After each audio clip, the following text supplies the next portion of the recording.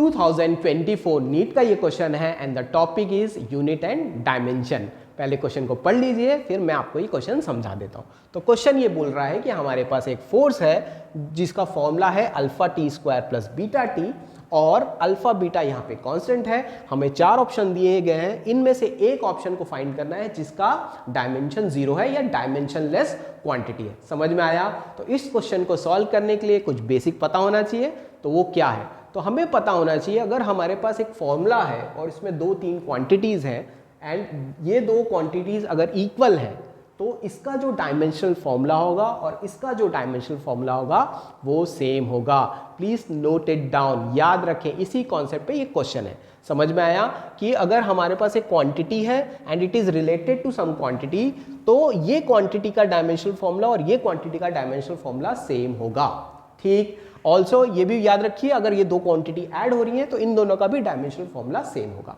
ठीक है, अच्छा, तो इस प्रिंसिपल पे अगर हम फॉलो करते हैं तो हमारा जो डायमेंशन ऑफ एफ है वो किसके बराबर हो जाएगा? अल्फा टी स्क्वायर के बराबर।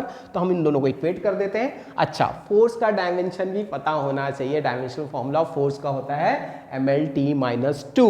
ऐसे आपको सारे डायमेंशन याद करने पड़ेंगे यूनिट डायमेंशन के चैप्टर के लिए।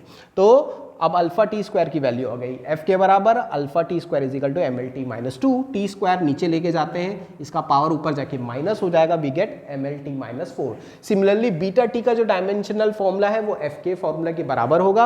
Again beta t is equal to mlt-2। T को नीचे लेके जाते हैं, सॉल्व करते हैं, वी गेट mlt-3।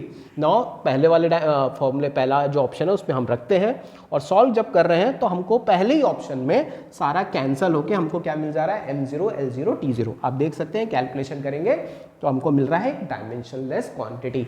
हो सकता हमारी किस्मत अच्छी थी कि इसमें पहले में मिल गया, अगर नहीं मिलता है तो हमें बाकी में भी इसको पुट करके देखना पड़ेगा। तो इस तरीके से इस क्वेश्चन को सॉल्व करेंगे। जो कॉन्सेप्ट है याद रखेंगे, सेम क्वांटिटीज अगर ऐड की जा रही हैं तो उनका डायमेंशन इक्वल होगा, और अगर इक्वल क्वांटिटीज हैं तो उनका डायमेंशनल फॉर्मूला सेम होगा।